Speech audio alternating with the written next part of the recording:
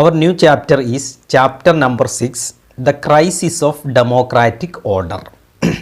This chapter is closely related with the national emergency declared in 1975 during the time of Indira Gandhi. We have already learned in our first year classes what is emergency, Adyantaravastha. What are the articles related to emergency? Who declare emergency in India? All that we have already learned in our first year classes. So come to the second year, we have to learn what are the reasons or factors that led to the declaration of a national emergency in India in 1975, or the background of emergency and the consequences of emergency in 1975. That is the topic to be learned from this year.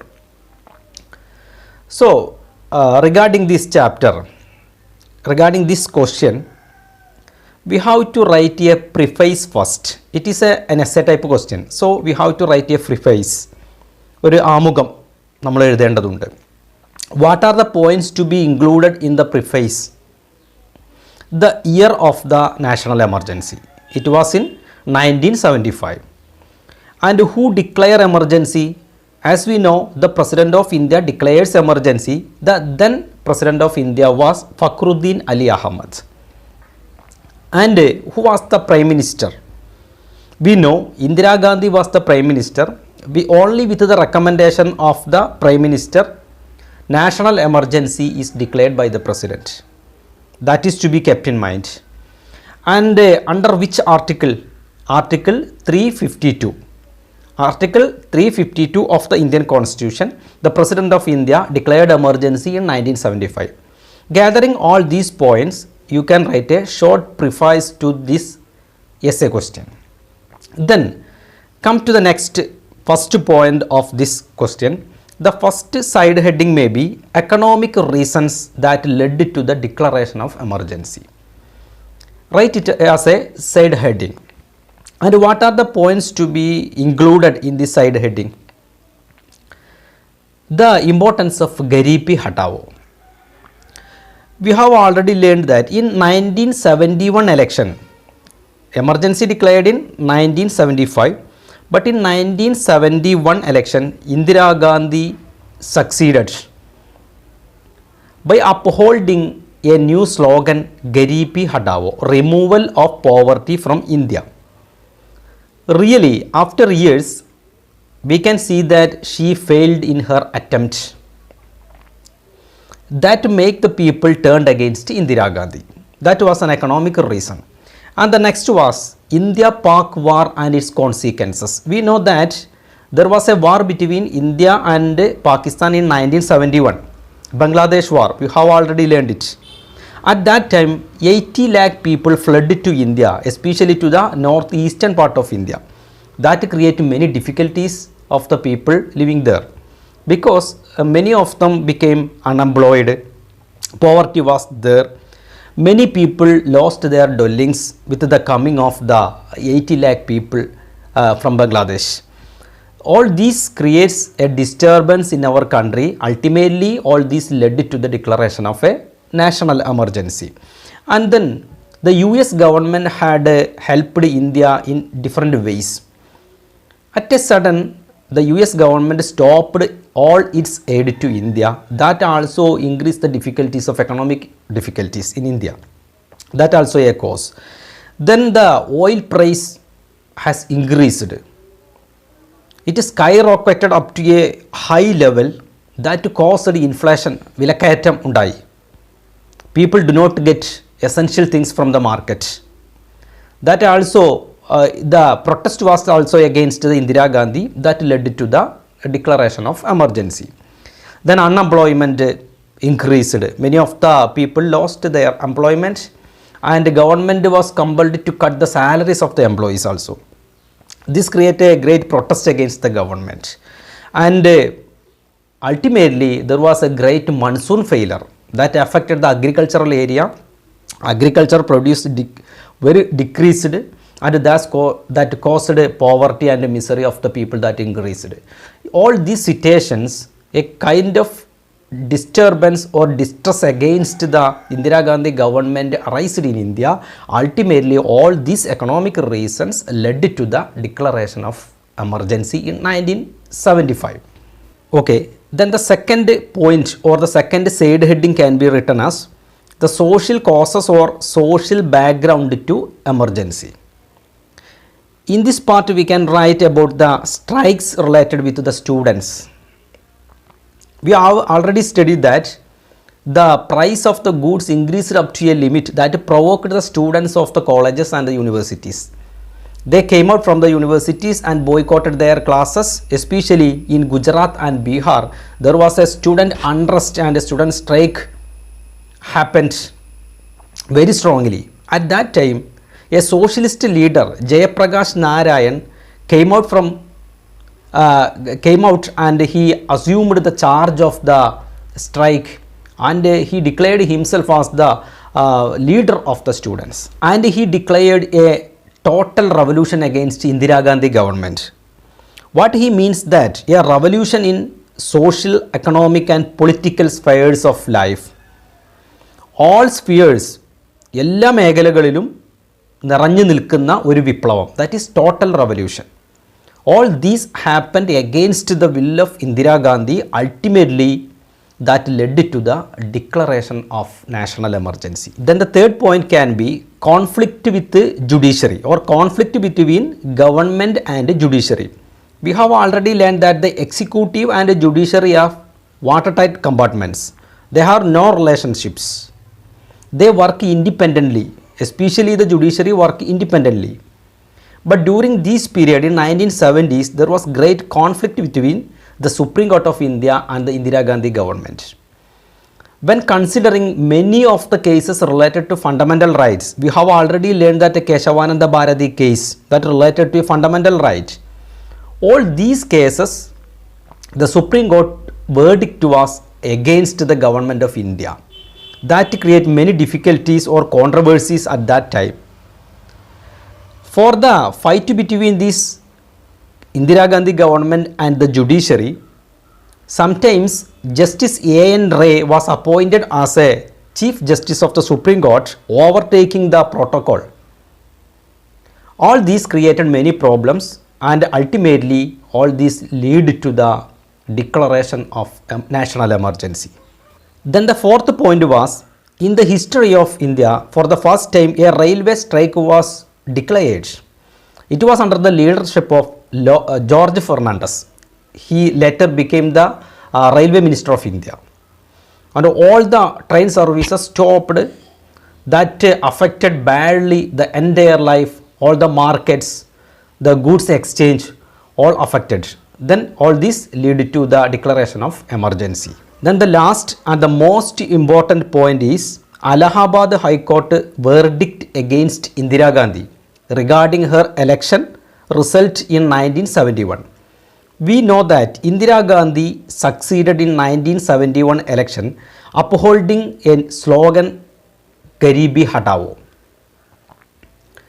At that time, one socialist leader, Raj Narayanan, was the candidate who fought against Indira Gandhi in that election.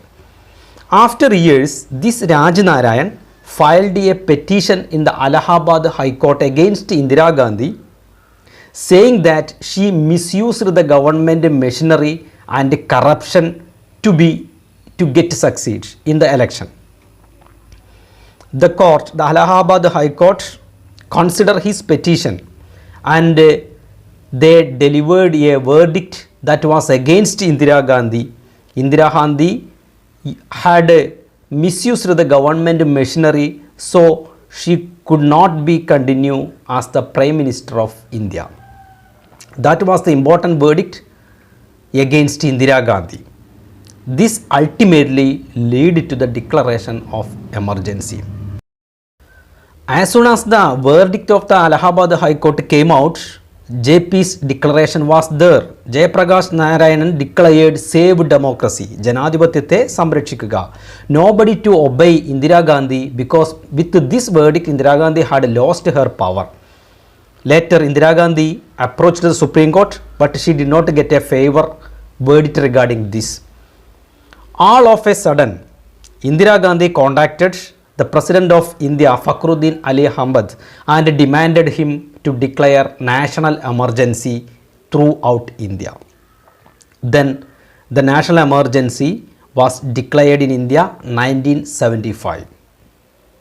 All these are the points to be kept in mind while we are writing answer to this question. Okay. അപ്പോൾ നമ്മൾ ചർച്ച ചെയ്ത ഈ കാര്യങ്ങളൊക്കെയാണ് എമർജൻസിയിലേക്ക് കാര്യങ്ങൾ എത്തിച്ചത്. Then we have to go through the consequences of emergency. First of all, during this emergency, India had lost its federal features. We have already learned that India is a federation, or India is a country like a federation. There is two sets of government. One government is at the center and different governments at the state level. This is the main feature of a federation. When the emergency came to existence, the federal feature of the country had lost, and the entire nation or the entire country was under the control of the central government. That was the immediate consequence of this emergency. And then many of the fundamental rights were stopped. We know that fundamental rights are those rights enriched by the Constitution. But during an emergency, after the declaration of emergency, many of the fundamental rights lost for the people. All fundamental rights cannot be curtailed, but at the same time, right to life and personal liberty can be maintained. All other fundamental rights, including right to expression, right to movement, right to occupation, all these types of fundamental rights are curtailed by the government of India. Then newspapers banned. Newspapers and channels banned, and they need prior sanction from the government to publish their news. No news against government was supposed to be published. That was the result of this emergency. And relentless arrest of the journalists and eminent persons happened in India. RSS and Jamaat-e-Islami were banned in India as the government considered they are the extremists. They provoked the government, they said, and this type of organizations banned in India as a result of the national emergency. And the preventive detention was very common in those days. Many of the leaders, many of the journalists were arrested. Many of the leaders and many of the journalists came under the custody of the police as preventive detention without any reason. That was also a result of the national emergency. In those days, habeas corpus writ had lost their relevance because many of the writs regarding habeas corpus had been filed before the Supreme Court and some high courts. But the Supreme Court and High Court they could not do much more in these cases. That was also a result of, as a consequence of the national emergency. And another immediate consequence was the existence of the 42nd Amendment of the Constitution. Indira Gandhi government decided to amend the Constitution. The 42nd Amendment is known as a mini constitution because many of the articles changed during this time or in this amendment. The importance here is that as a consequence of this emergency, in the 42nd Amendment, the articles added that no court, especially the Supreme Court, should not interact or should not interfere in the subjects of the election of the President, Vice President and Prime Minister of India. They could not interfere. That was the change or amendment made in the 42nd Amendment of the Constitution. And as a consequence of the national emergency, the 42nd Amendment of the Constitution had occurred during the period of Indira Gandhi. Indira Gandhi government amended the Constitution. The 42nd Amendment has greater relevance because many of the articles, many of the sections has been changed, so it is called the mini constitution. What the importance here is that the power of the Supreme Court had been reduced to interfere in the election matters of the President, Vice President and the Prime Minister of India. That was a great change in this amendment, and the span or tenure of the lawmaking bodies had been extended from 5 years to 6 years. അതായത് president, vice president, പ്രധാനമന്ത്രി തുടങ്ങിയവരുടെ തെരഞ്ഞെടുപ്പ് കാര്യങ്ങളിൽ കോടതികൾ ഇടപെടാൻ പാടില്ല. നിയമനിർമ്മാണ സഭകളുടെ കാലാവധി 5 വർഷത്തിൽ നിന്നും 6 വർഷമാക്കിയിട്ട് വർദ്ധിപ്പിച്ചു. So this 42nd Amendment has greater importance with regarding the consequence of the emergency. Our next important area is the findings of Shah Commission. All we know that in 1977, immediately after the emergency, the Janata government appointed a commission to inquire and submit a report regarding the atrocities during the time of emergency. That commission was headed by Shah, so it is called Shah Commission. We have to summarize his findings. First of all, he found that there is no need of implementing a national emergency in India under Article 352. Such kind of situations were not prevalent in India during that time, according to him. And economic failure was not strong enough to declare such an emergency in India was also his findings. He found that 1,11,000 people were arrested during the time of this emergency. He pointed out it as an atrocity during the period of this emergency. And many of the slum areas were struck down by the police at the time of emergency, and they were evacuated from their dwellings, and the slum people were compelled to be sterilized. Many of the people sterilized during the emergency by the police, and the police atrocities and illegal arrest was prevalent there in India was also his finding. Unnecessary restrictions on the press were happened in India. That was also his finding. So this is also an important area of discussion. Then after emergency in 1977 election, the first time in the history of India, Indian National Congress lost its power at the center. Janata government came to power. But when they came to power, there started a triangular contest between them. The important leaders, the main leaders were Morarji Desai, Charan Singh and Jagjeevan Ram. They competed each other to get the place of Prime Minister. Later, Morarji Desai became the Prime Minister of India. So, he was known as the first non-Congress Prime Minister in India, and the Janata government was known as the first non-Congress government came into power in India. But later, there were no unity. They had nothing to give to the people, no novelty in their administration, and internal disturbances and mutual aggression. The party could not survive.